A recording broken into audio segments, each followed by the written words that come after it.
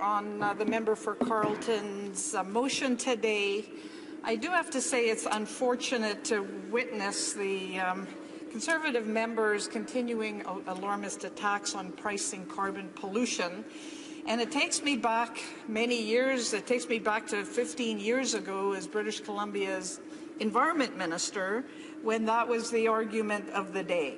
But as we know, Madam Speaker, BC's experience after having implemented price on pollution 10 years ago is that in most of the years since, emissions have dropped while the economy has grown, in fact, grown faster than anywhere else in the country.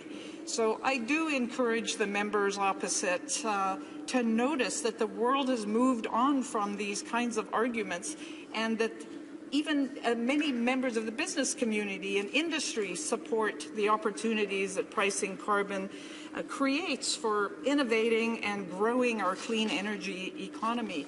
I'd like them to notice the international community has moved on and has come together to commit to reducing greenhouse gas emissions to ensure that warming stays below 2 degrees centigrade and hopefully 1.5 degrees centigrade. And moreover, in the current Liberal government's pan-Canadian framework, it will be up to the provinces and territories themselves to decide what tool to use to ensure that greenhouse gas emissions are reduced, and the funds that are raised through whatever mechanism they use will be up to the provinces and territories to determine how they are returned to their public. And so, Madam Speaker, I'm going to use my opportunity to speak on this motion to discuss its aspect around open and transparent government. So that is one of the key themes of the motion, and it is one of the key themes of this government. That vision comes from the top. Le Premier Ministre, dans sa lettre in his mandate letter to the President of the Treasury Board, the Prime Minister emphasized those values for Canadians. He said, "We've made a commitment to raising the bar when it comes to openness and transparency within the government. The time has come to get the government out of the shadows and make sure it is truly at the service of Canadians. And government information should be open." The same message was sent to other ministers in Cabinet through their mandate letters. Canadians, members of Parliament, citizens and the media can see these letters and hold the government to account. Is the proof in the pudding of our Prime Minister's commitment? It set the tone for a more modern, open approach to government. In fact, our guiding principle is that the government information belongs to the people it serves and should be open by default. Open by default means publicly releasing government data and information to Canadians, except in limited situations which we all understand, for reasons such as privacy, confidentiality, and security. It also means ensuring, wherever feasible, that requesters receive information in modern and easy-to-use formats. Let me be clear. We are facing a cultural shift in this government's way of doing business. We're talking about reversing the onus. Instead of asking citizens to justify the reasons why they deserve that information, the onus is increasingly on the government to provide it, except for reasons of privacy, confidentiality, and national security. Instead of expecting Canadians to look for information that may interest them, we make that information easier to find by making operations more open and transparent. Access to information is a good example. We waived all fees for these requests for information apart from the $5 filing fee. These fees were waived to enhance Canadians' access to government information. We intend to introduce legislation that will bring forward other important improvements to the Act. And it is our hope that the first round of commitments has been enacted. The President of the Treasury Board will begin the first full and proposed mandatory 5-year review of the Act in 2018.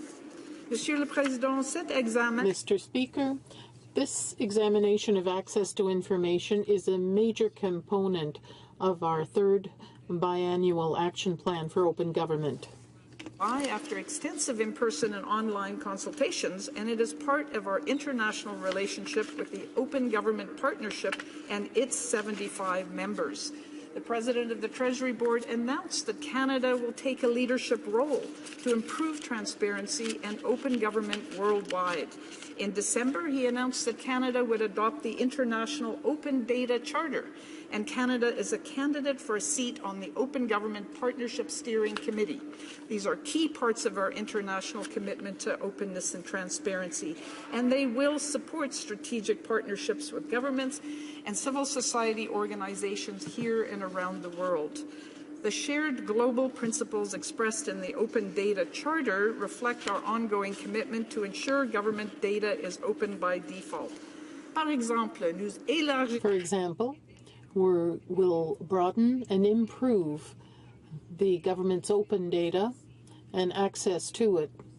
The government has a massive bank of raw data that could transform the way public servants make decisions and how citizens interact with us and how organizations innovate. We believe it's essential to put as much information as possible at the disposal of the public, charities, and so forth.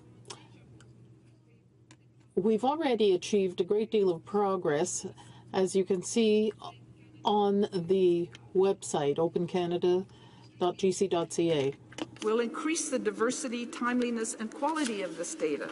In addition, we've committed to streamlining requests from citizens for government information, including their own personal information. And to that end, we will be creating a simple central website where Canadians can submit such requests to any federal institution. Monsieur le Président. Mr. Speaker, it's difficult to capture to what extent how an open government could improve the world. That's why we've made a commitment to provide open information to civil society groups in developing countries. Doubled existing resources for open government initiatives. Beyond our new open government plan and its 22 commitments, we are also fostering more open debate and more free votes in Parliament. We are working to reform the budgets and estimates processes to help parliamentarians hold the government to account. In fact, we are also including our scientists. We're inviting our subject matter experts in government to speak publicly about their work. So, Madam Speaker, in closing, please let me emphasize that open and transparent government puts government data in the hands of citizens as a vital resource in a digital world. It helps ensure the integrity of our public institution and strengthens trust in democracy. It stimulates innovation. It stimulates public engagement. And, Madam Speaker, we will continue to champion it for Canadians. Thank you.